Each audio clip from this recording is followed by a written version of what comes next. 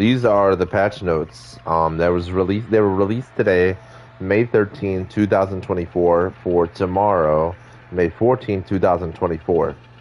So here we go. The following notes are for our upcoming May 14, 2024 patch for the Texas Chainsaw Massacre game. It is scheduled to begin rolling out on console and PC at roughly 8 a.m. Eastern Time. Tomorrow's update includes Nancy's House Night, which will introduce storms on maps. Players can expect to see storms on all maps soon. For the time being, Nancy's House Night will be the first glimpse of what's to come. That's awesome. I think that's such a cool feature to add more to the environment, add more to the map, make it more immersive, add more to the horror, which is what the game is literally all about. It's a horror game. It's a horror video game. It'd be cool if they could add that to this menu screen right here. If they could add like a storm feature to this too, it would definitely be great. I think it would also be cool if they right now, as you can see, it says Virginia's out now.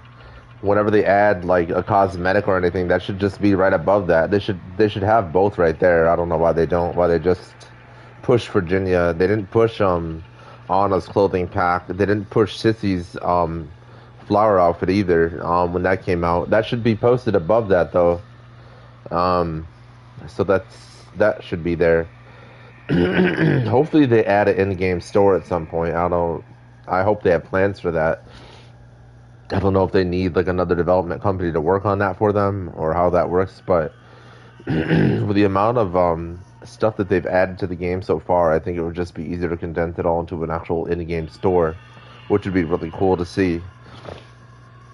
I think it would be very helpful to them because then everything like for newer, especially for newer players, like I own all everything they've launched. I will always support the game and everything they come out with. I always purchase it just because I know it helps them and it motivates them to make us even better things later on, next, you know.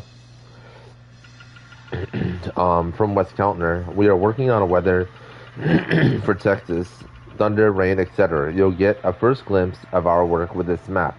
You can see the storm in the distance. Future maps will have rain with some intense storms. This is not a dynamic weather system, but a bespoke one for each map.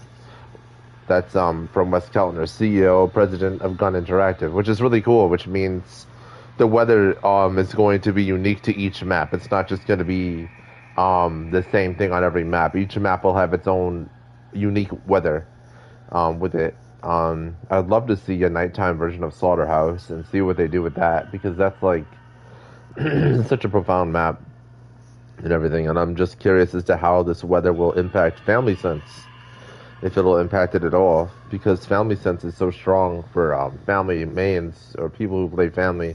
I feel like a lot of people that play Family don't really take advantage of that feature at all. But that's another story. Tomorrow they're also going to be releasing a new outfit for Johnny and Nancy. Will be available for $2.99 if you buy them separately, or $4.99 in a bundle, which is really cool. I plan to get that tomorrow. That'll be awesome, and that's what I'm saying. So for Johnny, it's going to be the razor sharp outfit, and then for Nancy, it's going to be the prim and proper outfit. So that'll be pretty cool to see. Our team has been looking into making lobbies run smoother for all players. We have made some adjustments here, turned a few knobs there, and continued to work on our system. While we continue to look into providing a better lobby experience for our players, we are introducing a critical change to the system. For this patch, we will be applying a 3-minute timeout to players who choose to leave a public lobby on purpose after prompted with an exit pop-up, disconnect the server while in a public lobby, close out of the game while in a public lobby. For further details, you can read about our lobby changes in full here. And so here are the actual patch notes.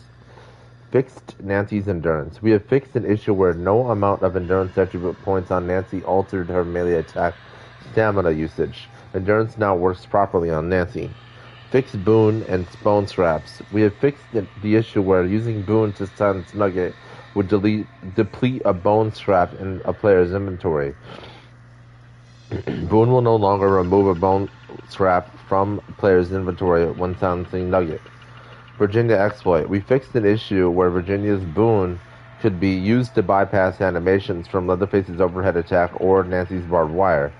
Virginia's boon no longer can bypass animations, which is really good. That's great. Now, if they would just be able to really investigate this Johnny exploit on the family side, that'd be awesome too. I think that really needs work. I've seen so many people who play Johnny and just use that exploit and aren't even good with it either. They're just horrible. They just spam the button. They don't know what they're doing. They just spam the button like maniacs. They rush the basement. They force a rush meta on victims. You know what I mean? And it's funny too because family mains will always say, well, Grandpa has to be woken up first. Well, of course. I mean, and it's not always victims that are rushing that wakes up Grandpa. Some people can get a tool kit, like an unlock tool, out of a toolbox pretty quickly without making any noise if they play with high stealth. You know what I mean? And so, basically, as soon as a victim opens a door, Johnny, who's waiting at another door, can just rush the basement to all the other victims who aren't ready for that. You know.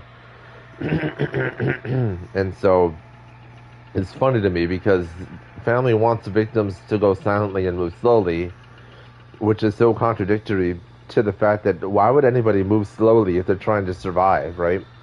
You're not trying to die in the basement. You're trying to get out. So why would anybody go slow when they're going fast and blitzing you and they're using that exploit, which is inescapable if you don't have a wall, a cut through, or an armorism barrier to jump over, or a crawl space to get through. You know what I mean? And even so, even when you're in the animation of going through any one of those, you can get hit a couple of times while you're locked in that animation too.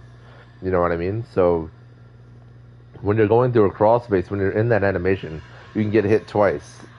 When you're going through a cut through, the same thing. You can get hit twice. When you're going down a ladder, you can get hit once or twice. And when you're jumping over a barrier, you can get hit once or twice when you're locked in all of those animations. And depending on Johnny's savagery, he can kill you. It'll just cancel your animation of crawling over, and he'll just kill you on the spot, depending on your health and everything. And in those situations, you're trying to defend yourself and you can't because you're just locked in an animation getting hit and everything. And so there's really not much you can do about it, you know?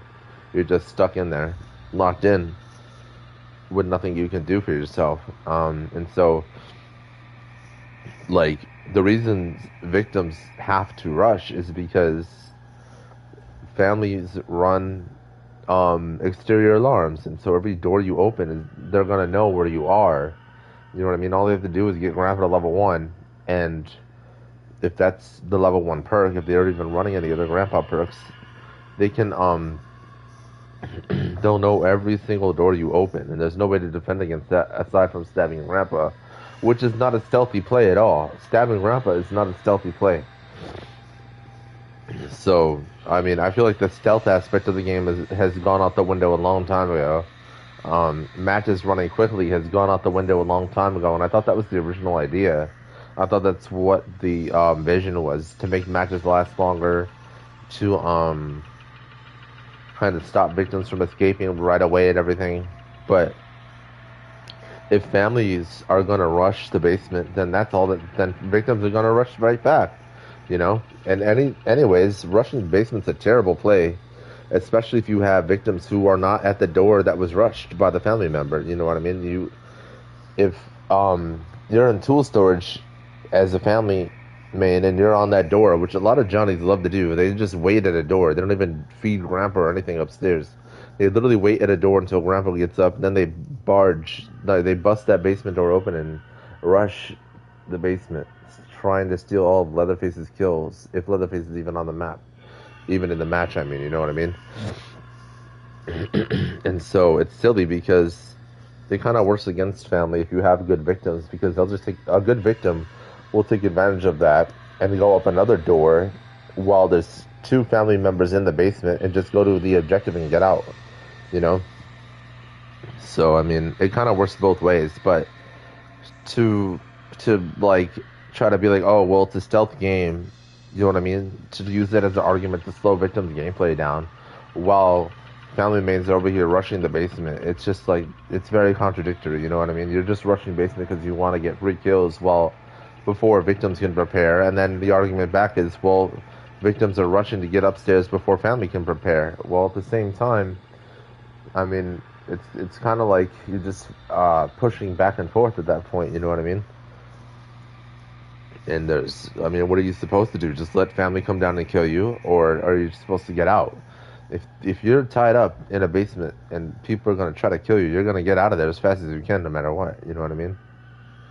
So like the idea that, oh, we're supposed to be stealthy. Yeah, you are supposed to be stealthy depending on the situation. Everything's situational, very situational in this game. You just want to be stealthy to the point that you're not seen.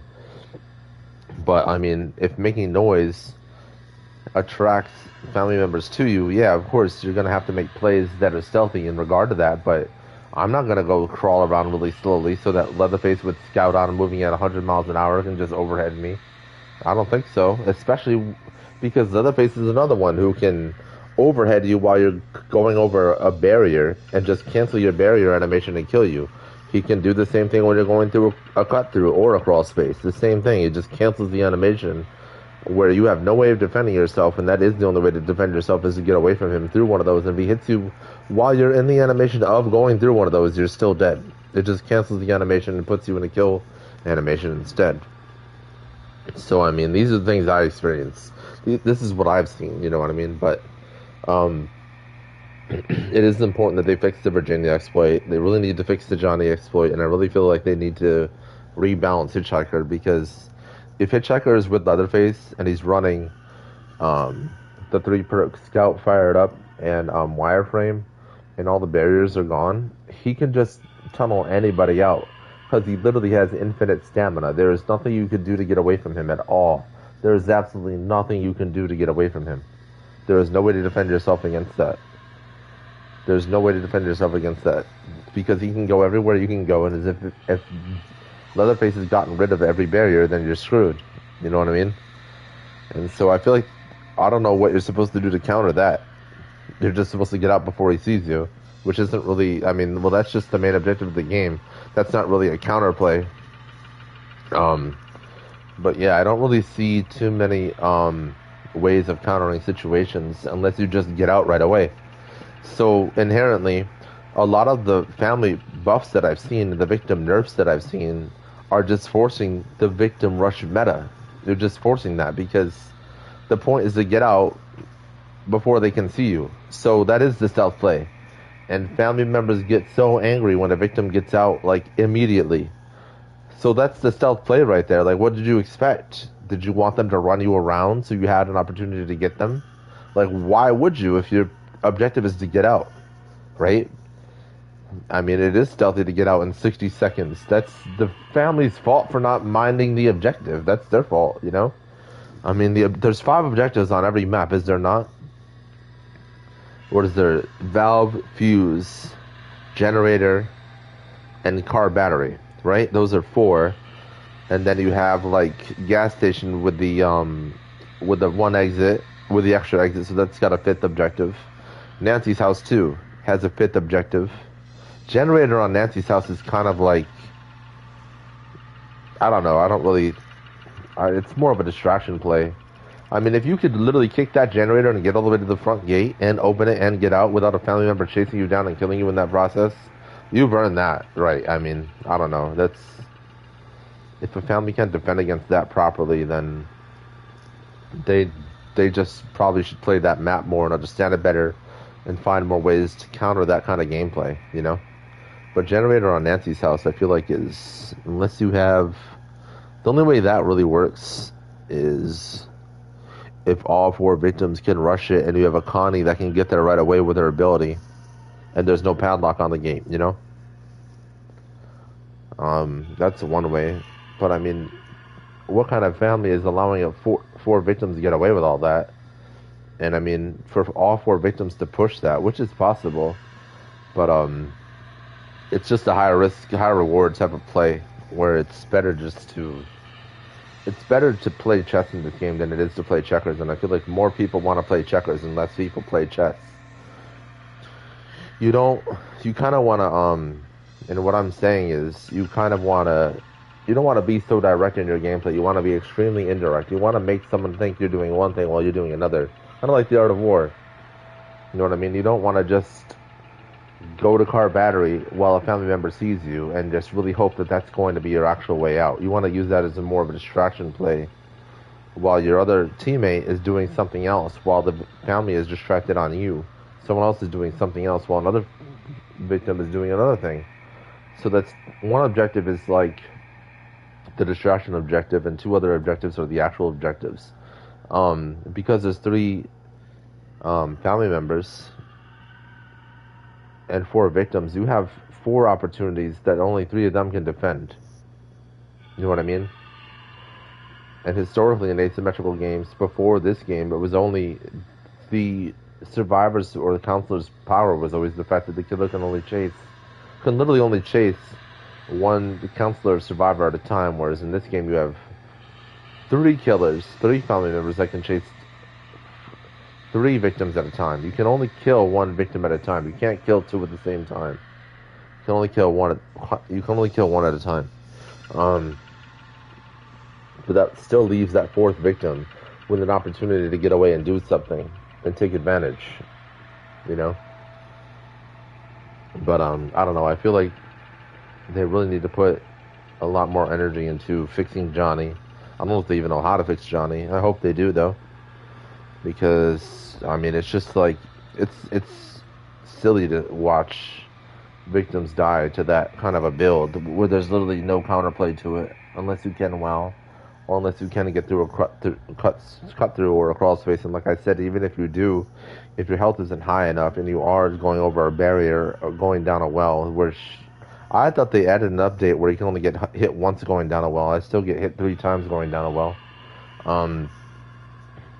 You can just be incapacitated down the well. You can get killed during the cut through animation, crawl through animation, and going over the barrier animation too. So, I mean, depending on the situation, there's no way out to defend yourself.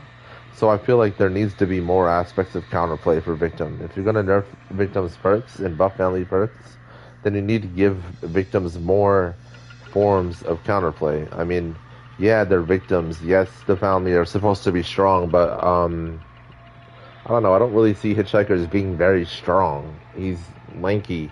He's got wireframe on, so he can fit into tight spaces, which means he's not really built. He's very skinny. You know what I mean? He's not. Leatherface is the only one who's supposed to be the most powerful, whereas the rest of the family members are meant to be his support. You know what I mean? He's the main event of the game. Or else you might as well just take the word chainsaw out of the name of the game and just call it the Texas Johnny Massacre. You know what I mean? Because that's what it is right now. It's Johnny's game. It's not Leatherface's game at all. You'll have Leatherface players who still play Leatherface, but more players want to be Johnny because of that exploit. And I mean, you can keep buffing Leatherface, but until they fix Johnny's exploit with that ridiculous build on that I've seen so many Johnny players don't even know how to properly use because they just want to spam the button, and then they DC when they can't get what they want. And I can't wait until I love that there's a lobby cooldown, but you kind of fumbled. You need a match cooldown too, where people DC out of matches. And it goes for both sides, not just family. It goes for victim too. Because I've been in a match where a victim will just DC right at the beginning, and that's one whole aspect of your team gone, and then it's a 3v3, and then the match is completely unbalanced at that point, you know. And I don't know why they only did the lobbies when, I mean, every other online game there's a penalty for leaving a match. I don't know why this game wants to be unique and not give you a penalty for leaving a match, but that's the way I see it. I don't know if that goes with their vision, their quote-unquote vision of the game. I don't know what their vision of the game is, but if you want to be powerful in this game as a family member, you need to earn the right to be powerful. You can't just have it all given to you. Because at that point, are you really winning, or is it just being given to you? Are you just being carried by a perk, you know?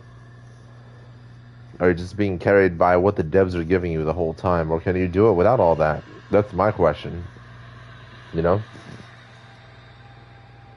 But that is my question. I feel like you want to be a good family member and get kills, then that you should earn that, right? You should understand the map better, understand the mechanics of it better, understand the objectives better, understand how victims think better, play victim. So many family mains out there don't play victim at all, don't understand the mechanics of victim gameplay, and don't understand how to defend against them. And then they get escaped on right away because they don't understand the map, they don't take the time, they don't understand family sense.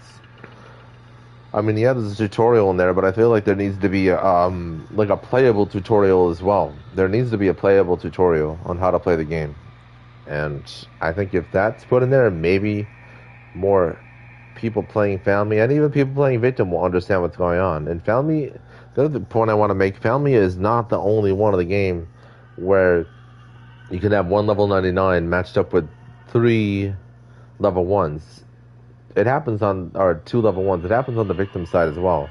And there are level 99s who play like they're level 1 still. I don't understand it either. I don't get how you can get to that high level and still not understand basic gameplay mechanics, but it happens.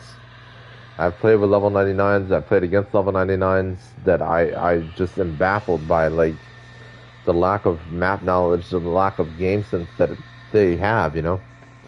I don't know if it's because I just have more hours than them or what it is, but when you play this game enough on both sides, you kind of get a good game sense. You get just a basic understanding of what's going to happen next. You know, it's just like a instinct, you know, that you just inherently grow over time as you play the game, an understanding of what can happen or what's going on, what the possibilities are based on the situation at hand, you know? And so once all that is taken into account, more people will be better at the game, and all this buffing and nerfing nonsense can be hopefully traded out for just in-game tutorials. Yeah, you can sit there and watch a video, but a lot of people don't do that. A lot of people don't watch tutorials, or maybe don't understand them, and they need to actually play through a tutorial, and they'll get a better understanding. A video doesn't really always help, and some people don't feel like watching videos, you know? Some people don't understand that. They need to actually play it to understand it and have it, like, I don't know, spoon-fed to them, which is fine. I mean, if it helps them play the game better, that's great. You know what I mean? It helps them enjoy their experience, enjoy the horror experience a little bit better, then why not? But I really feel like adding an in-game tutorial that's playable would be helpful. I just don't know how long that would take, but something, you know, an idea.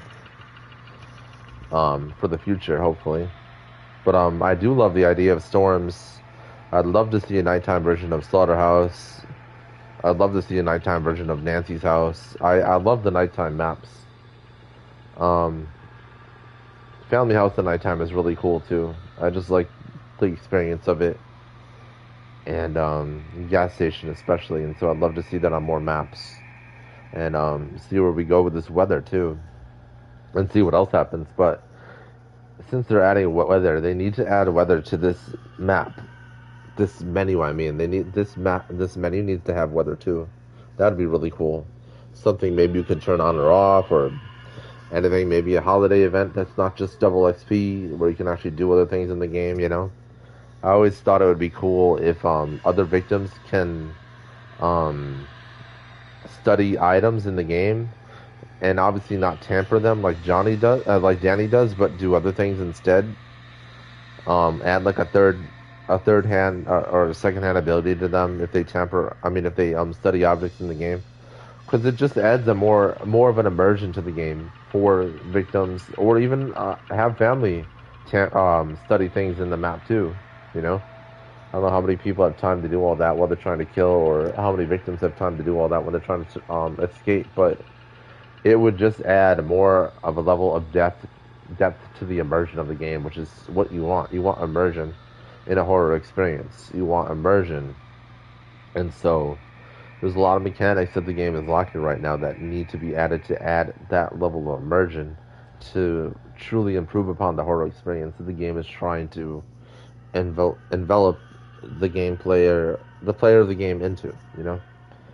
And once that's done, I think the horror experience of the game will flourish more than it has, and the sweatiness of it, which will always be there, unfortunately, won't be as prominent because more you just gotta reward more immersive gameplay. And I feel like if more victims could tamper objects, I'm not tamper, study objects, um, and get another kind of ability. Maybe I'm not saying they should be able to tamper anything, but just study objects and like if they study enough objects on a map, they'd get their own unique ability based on I don't know something, you know. But I think that would be cool to do something like that. It's an idea though. But yeah, that's it for the patch notes of May 14th, 2024. I can't wait to see the new weather. I can't wait to see Johnny and Nancy's outfits in game and not just online. Actually see them in action and everything. So that'll be exciting. So I'm definitely looking forward to it. And also looking forward to the next month of time to see what else they're looking into and everything. But I do love the weather aspect, and I do love the lobby cooldown. I just hope that it extends to matches, and I hope that that cooldown or timeout actually stacks, because if people are just gonna wait in the lobbies and DC out of matches, which you know is gonna happen, it just shows that that idea was like fumbled on. Like, come on, why would you? If you know they're gonna DC out of lobbies and they're gonna punish them for that, then they're just gonna DC out of matches because there's no punishment for that. Like, come on, bro. Like, where's the, you know? Just try to be a little bit more logical about stuff like that. I feel like, you know. I think I don't know if they just have a lot of faith in the people that play their game. I don't know. If you read a lot of the posts online, you'll see that a lot of people are just, they want this, they want that, and they don't know how to ask for it in a proper way. They're very demanding. But it's better just to be more elegant on how you describe what you want in a game and what the vision of it you think it should have based on your gameplay experience. You know, I think that's important. The devs have their vision of the game, of course, but I think it should also the game player who purchases the game and puts a lot of hours in, I think their vision of it should also be respected too.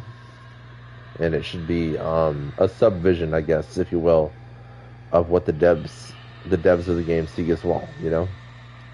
And how can those two correlate into their own kind of meta for a better future for the game, you know?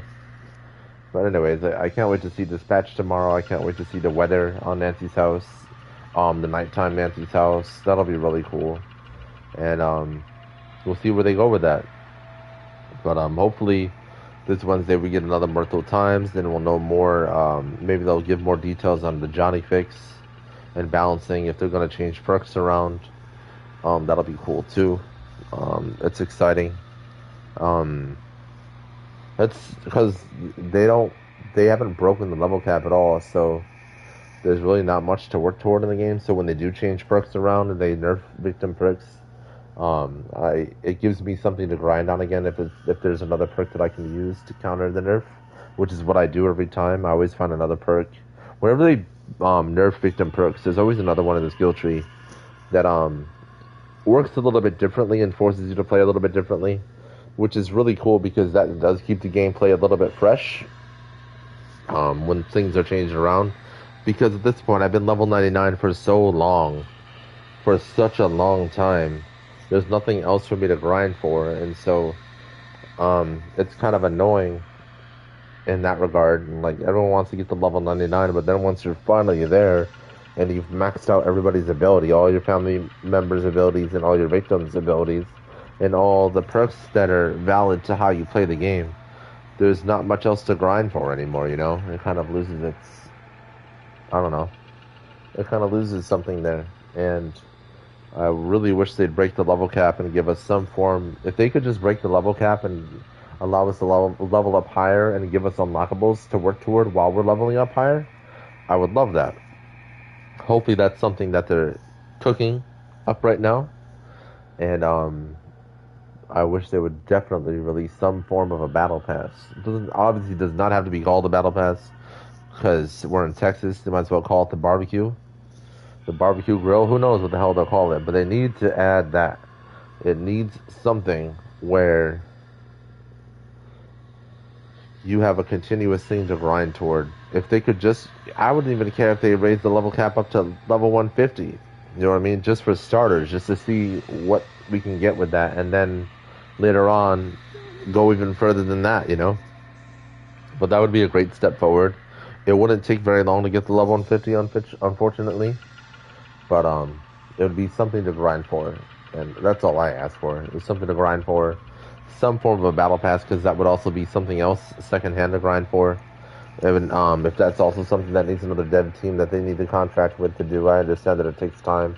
But hopefully, what I'm talking about are all things that are cooking up: an in-game store, a battle pass, break the level cap, and just more in-depth holiday events, not just double XP. Because they're not rewarding. See, when you add double XP, you're only rewarding players who aren't maxed out. You're not giving anything to somebody who's already level 99, unless they're grinding on perks that they don't have. Which is, yeah, that's great, but you're basically only rewarding people who are newer to the game, and you're not doing anything for people who have already had the game that are already all maxed out. And so you're leaving out people when you do double XP events, and you don't do more immersed holiday events, you know? And I think that needs to be taken into account. I would imagine it is being taken into account, but that's why either some form of a battle pass is needed, and more of an immersed holiday event is definitely needed, especially because they're coming up on summer pretty soon. You know what I mean? And I can't wait to see what they have coming for that, you know? So that's something excited to look forward to. I just hope that it's not more double XP, and if it is, hopefully by then they would have broken the level cap so that the double XP rewards everybody in the game and not just newer players who weren't leveled up all the way yet, you know?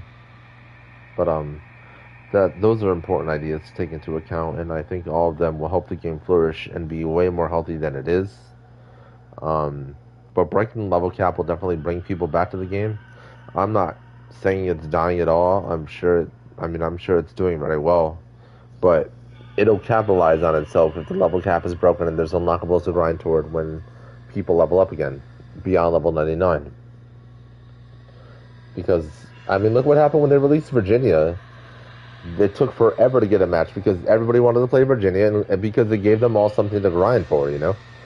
So if that is what happens when you give your player base something to grind for, imagine what will happen when you break the level cap and add unlockables, you know?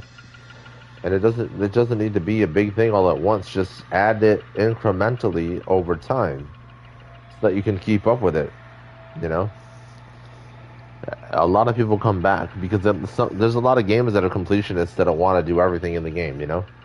And so, I mean, if you can break the level cap, you'll bring a lot more people back to the game. Alright, so I'm actually losing my voice. My throat is drying out because I'm talking too much. So I'm definitely going to end this now. But thank you everybody for watching. I plan to do these videos every time they come out with another patch. And based on what they've said, hopefully that'll be in another 2 weeks. So we'll see. Maybe I'll see you guys on the 27th of May. Hopefully. But thank you guys so much for watching. Please subscribe. Please share the video. Please like the video so everybody can see it. So more people can see it and enjoy it. And definitely, if you've stayed with me this long, definitely let me know what you guys think in the comment section so I know it, so we can definitely talk about it more in the next video. Alright, so thank you. I appreciate you guys for watching, and enjoy the Texas barbecue.